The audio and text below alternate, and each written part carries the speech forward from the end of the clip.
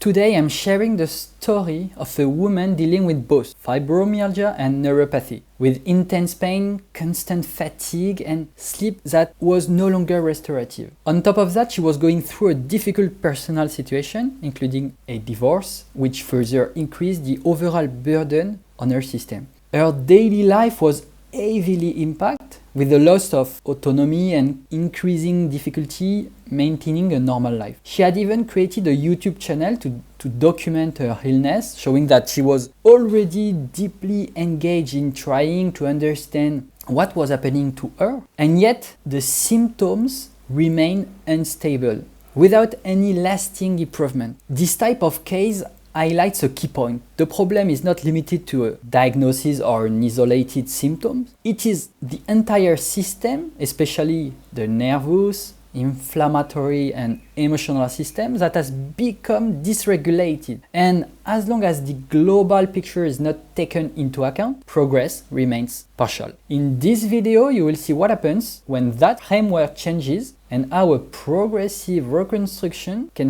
restore energy, stability, and true autonomy. This is Vanessa's story. Hi, Vanessa. Hi. And for you, just for the record, if I remember correctly, it was your mother who sent you my video. Yes, that's right. She sent me your video, and then I listened closely, and I thought to myself that what you were saying wasn't half bad.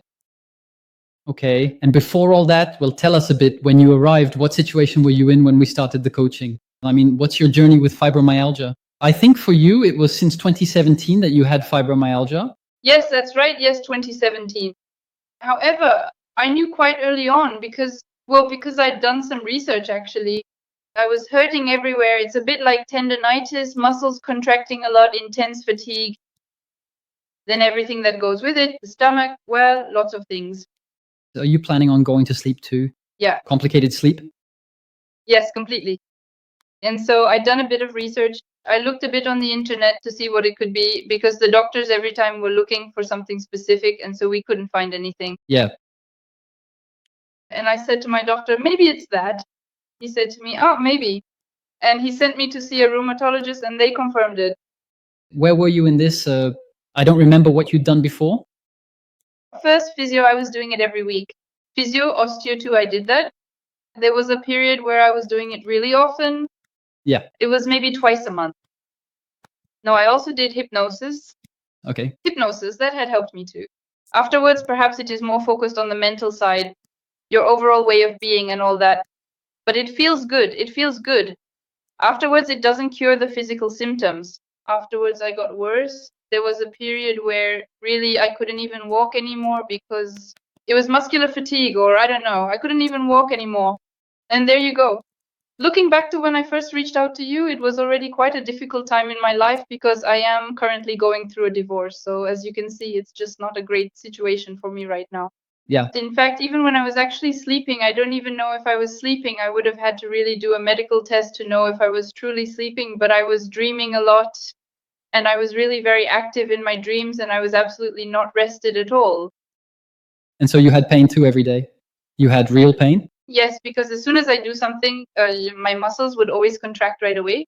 Like for doing the dishes and all that, it burns in all the muscles. Yeah. Lots of muscle burns that are really very difficult.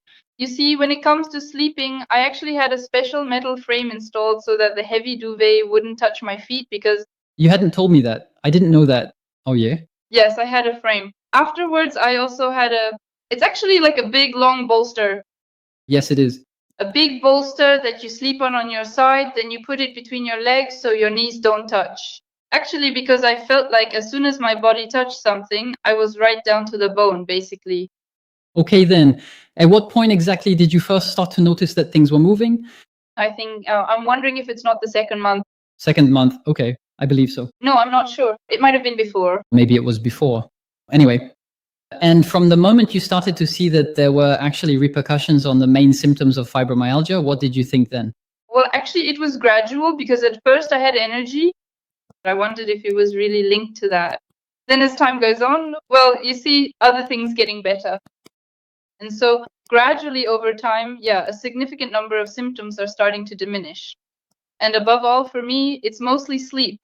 So now, how are you feeling right now in terms of fibro? Where exactly do you stand with everything today? Well, for starters, I'm sleeping better.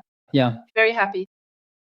I have much more energy because even during the day, even if I haven't slept much, like sometimes I tell you I woke up at 4 and then I try to sleep, I can't, but it's because I'm actually in good shape.